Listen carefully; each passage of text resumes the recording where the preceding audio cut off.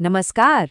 आज हम बात करेंगे एक ऐसे जश्न की जिसमें रोशनी है, आस्था है और कला का एक अद्भुत संगम है। जी हाँ, हम बात कर रहे हैं दुर्गा पूजा की।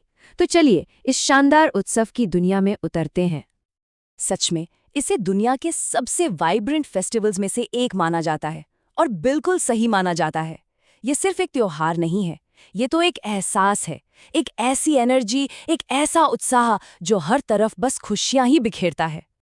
तो ये मनाया कहाँ जाता है? देखिए, इसका दिल तो पश्चिम बंगाल, असम और पूर्वी भारत में धड़कता है, इसमें कोई शक नहीं। लेकिन इसकी गूंज आपको दुनिया के हर कोने में सुनाई देगी जहां भी बंगाली कम्युनिटी रहती है।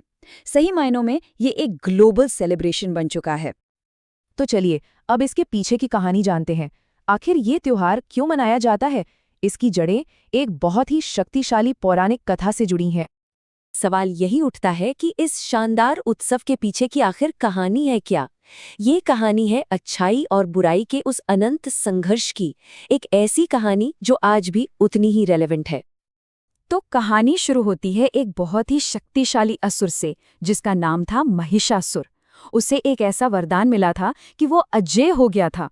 कोई देवता, कोई मनुष्य, कोई उसे हरा ही नहीं सकता था। और उसके अहंकार और आतंक ने, आप समझ सकते हैं, तीनों लोकों में हाहाकार मचा दिया था। जब सबको लगा कि अब बस अंधकार की ही जीत होगी, तब सभी देवता एक साथ आए। ब्रह्मा, विष्णु, महेश, सबने अपनी शक्तियों को एक किया और उन सब की शक्तियों के तेज से एक ऐसी दिव्य ऊर्जा पैदा हुई जैसी पहले कभी नहीं देखी गई थी। और इसी अद्भुत दिव्य ऊर्जा ने रूप लिया देवी दुर्गा का। 10 भुजाओं वाली, हर हाथ में देवताओं का दिया हुआ शस्त्र, उनका अवतार ही हुआ था महिषासुर का अंत करने के लिए। तो दुर्गा पूजा का सार क्या है? ये जश्न है देवी दुर्गा की महिषासुर पर जीत का। सीधे शब्दों में, अच्छाई की बुराई पर जीत का जश्न। एक ऐसा प्रतीक जो हर साल हमें याद दिलाता है कि जीत हमेशा हमेशा सत्य की ही होती है। चलिए, कहानी तो हमने जान ली। अब देखते हैं कि ये 5 दिनों का उत्सव आखिर मनाया कैसे जाता है। ये त्योहार आता है सितंबर या अक्टूबर के महीने में, हिंदू कैलेंडर के हिसाब से अश्विन मास में। वो वक्त जब मौसम बदलने लगता है, हवा में हल्की सी ठंडक होती है और एक फेस्टिव फील आ जाता है। इसे शारदोत्सव भी कहते हैं, यानी शरद ऋतु का उत्सव। ये पूरा जश्न 5 दिन चलता है और हर दिन का अपना एक अलग मजा है, एक अलग महत्व है। षष्ठी को माँ दुर्गा का धरती पर स्वागत किया जाता है। सप्तमी से रिचुअल्स शुरू हो जाते हैं। अष्टमी और नवमी ये उत्सव के पीक दिन होते हैं।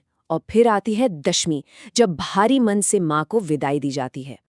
10वें दिन, जिसे विजयदशमी भी कहते हैं, होता है विसर्जन। ये एक बहुत ही इमोशनल पल होता है। लोग नम आंखों से और इस उम्मीद के साथ कि आश्चे बछुर आबार होबे, यानी माँ अगले साल फिर आना, उनकी मूर्तियों को पानी में विसर्जित करते हैं। तो ये एक तरह से विदाई भी है और अगले साल उनके आने का इंतजार भी। दुर्गा पूजा सिर्फ पूजा पाठ नहीं है, ये कला, संगीत और कम्युनिटी की भावना का एक ऐसा संगम है जिसे देखकर बस दिल खुश हो जाता है। तो इन दिनों होता क्या है? जरा सोचिए, पूरा शहर एक ओपन एयर आर्ट गैलरी बन जाता है। एक से बढ़कर एक शानदार थीम बेस्ड पंडाल, और उनके अंदर माँ दुर्गा की खूबसूरत मूर्तियां, उनके बच्चों के साथ लक्ष्मी, सरस्वती, कार्तिक और गणेश। हर तरफ लोग ट्रेडिशनल कपड़ों में दिखते हैं।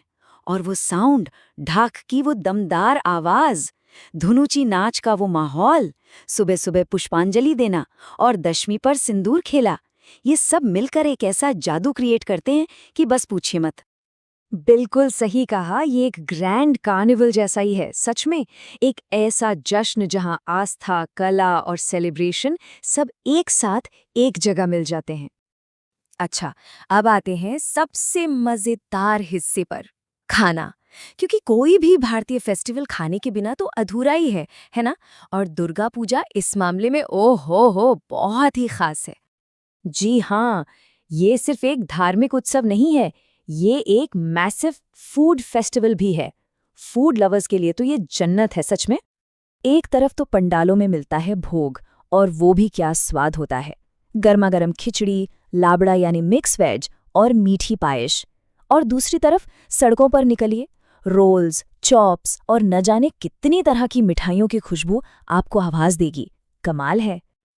ये खाना सिर्फ पेट नहीं भरता, ये दिल को खुश कर देता है।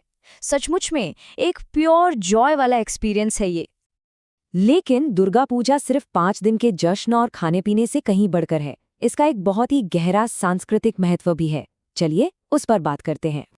जैसा मैंने कहा, इसकी पहचान सिर्फ एक रिलीजियस इवेंट तक सीमित नहीं है। ये एक सोशल और कल्चरल गेट टुगेदर का मौका है। तो ये जश्न है किस चीज का? ये जश्न है आर्ट और क्रिएटिविटी का। ये जश्न है कल्चर और हेरिटेज का। ये जश्न है कम्युनिटी यूनिटी का, जब सब लोग मिलकर एक हो जाते हैं।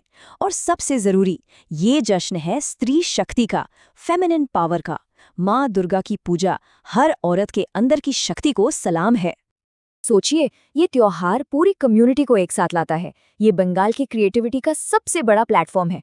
आर्ट, म्यूजिक, भक्ति, सब कुछ एक साथ, मूर्तिकारों से लेकर पंडाल डिजाइनर्स तक। ये एक पूरी क्रिएटिव इकोनॉमी को सपोर्ट करता है। ये घर वापसी का समय है, जब लोग सारे भेदभाव भुलाकर बस एक हो जाते हैं। और आखिर में ये त्योहार हमें एक बड़े सवाल के साथ छोड़ जाता है कि कैसे सदियों पुरानी परंपराएं आज के मॉडर्न जमाने में भी एक कम्युनिटी को जोड़ती हैं, हमारी पहचान को एक नया आकार देती हैं और हर साल हमें एक नई एनर्जी से भर देती हैं। सोचने वाली बात है ना?